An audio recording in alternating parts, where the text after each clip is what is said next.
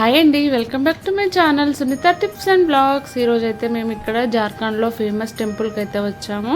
దేవుగారు అంటారు, బాబాధామ్ అంటారు ఈ ప్లేస్ని. ఇక్కడైతే చాలా భక్తులు ఎక్కడెక్కడ నుండో వస్తారు. ఇంకా మనం ఏదైనా కోరుకుంటే అన్నీ నెరవేరుతాయని అయితే అందరూ అనుకుంటారు అన్నట్టు. మేమైతే ఇది సెకండ్ టైం రావడం. అయితే నైటే వచ్చేసి ఇక్కడ రూమ్స్లో స్టే చేసాము. ఇంకా 5:30కి అలా అయితే మేము రూమ్ నుండి బయటకు వచ్చాము దేవుని దగ్గరికి వెళ్ళడానికి. ఇంకా మేమైతే లైన్లో వెయిట్ చేస్తున్నాము. 6:30 అయితే లైన్స్ అన్నీ ఓపెన్ అవుతాయి. లోపలైతే ఎంతమంది జనాలు అంటే ఒక్క 2 minutes కూడా దేవుణ్ణి సరిగ్గా చూసుకొనివ్వకుండా లాగేస్తూ ఉంటారు అన్నట్టు. మేమైతే పాలాభిషేకం చేసాము, ఇంకా పూలు పండ్లు అన్నీ. అయితే ఈ గుడికి ఒక స్పెషాలిటీ ఉందండి. ఇక్కడికి వచ్చిన ప్రతి భక్తులు అయితే ఒక సైడ్ అయితే శివుని గుడి ఉంటుంది, ఇంకో సైడ్ అయితే పార్వతి గుడి ఉంటుంది. ఆ శివుని గుడి నుండి పార్వతి గుడి వరకు అయితే బంధనం లాగా ఇలా ఎర్రని థ్రెడ్ ఉంటుంది, అంటే దారాలు లాంటిది ఉంటుంది. దాంతో అయితే ఒకవైపు నుండి ఇంకో వైపు వరకు అయితే కడతారు. ఇప్పుడు అదే దారాన్ని అయితే భర్తల చేతికైతే ఇలా మన గోత్రనామాలు చదువుతూ చుడతారు. చుట్టిన తర్వాత ఇక్కడ పైన ఒకరు కనిపిస్తున్నారు కదా, ఇంకా అక్కడ ఒక సైడ్కి ఫస్ట్ కట్టేసి ఆ తర్వాత మన చేతికి ఇస్తే మనం మొక్కుకుంటూ ఆ సైడ్ వరకు తీసుకొని వెళ్ళాలి.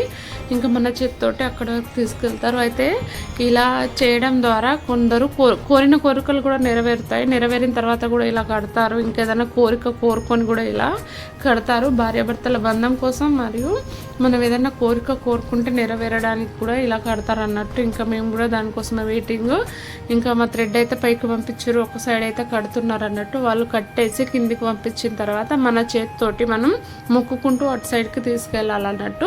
మేము మా ఆడపడిచి వాళ్ళ ఇద్దరం అయితే చేస్తున్నాము. చూడండి, ఇక్కడ మా ఆయన మా బాబు పట్టుకొని వెళ్తున్నారు కదా, నేను మా పాప కూడా పట్టుకున్నాము. ఆ తర్వాత ఇంకా మనం ఏదైనా కోరిక ఉంటే కోరుకోవాలి.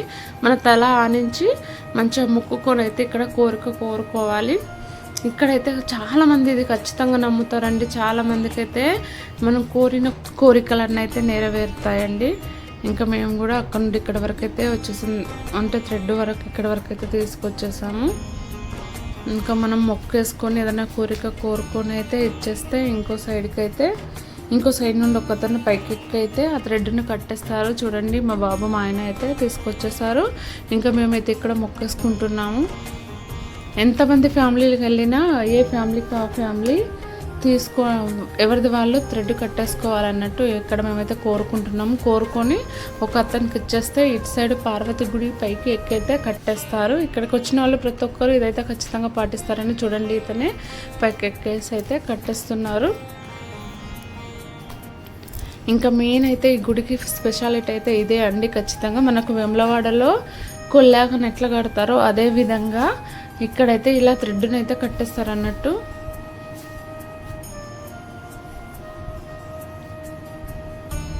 ఇంకా ఈ థ్రెడ్ అయితే కట్టడం అయిపోయింది కదా, ఇప్పుడైతే మా పాపని చూపిస్తున్నాను.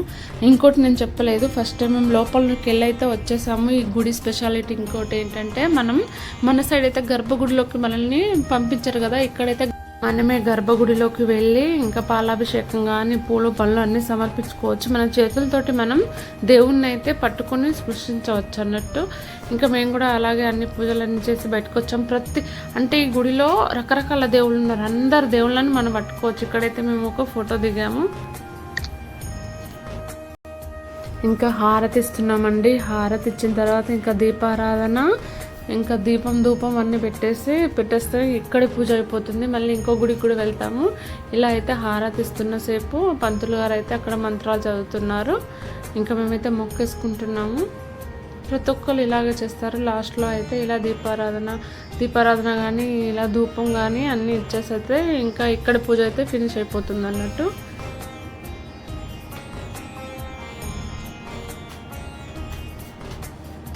ఇంకా హారతి ఇచ్చేసాము. ఇప్పుడైతే దీపారాధన కూడా చేసేస్తాం.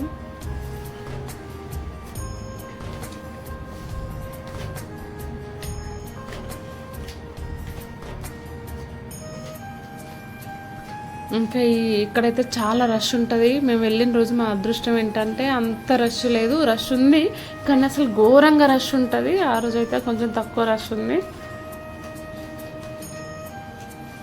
ఇంకా మంగళారతులు అయితే ఇచ్చేసాము.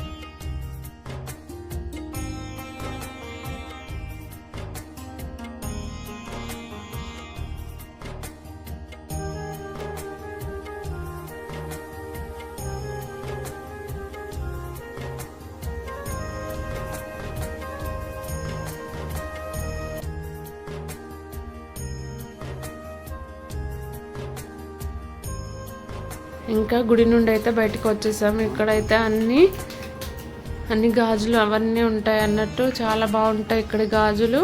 మేమైతే కొన్ని గాజులు ఇంకా ప్రసాదం తీసుకున్నాము.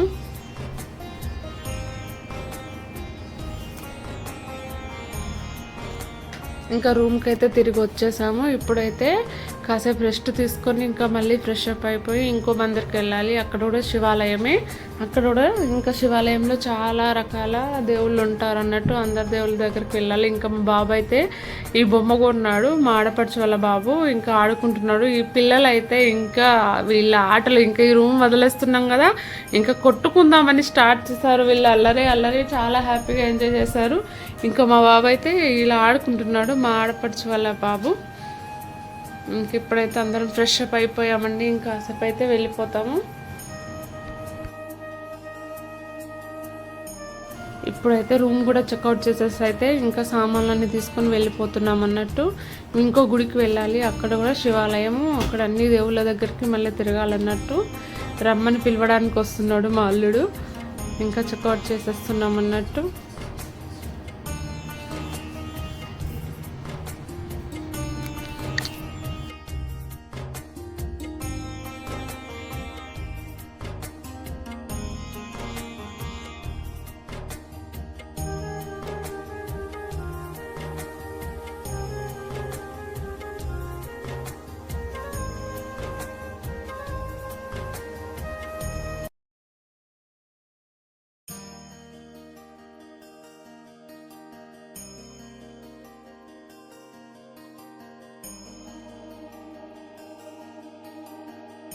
దేవఘర్ నుండి 60 కిలోమీటర్ల దూరంలో ఉంటుంది బాల్సీనాథ్.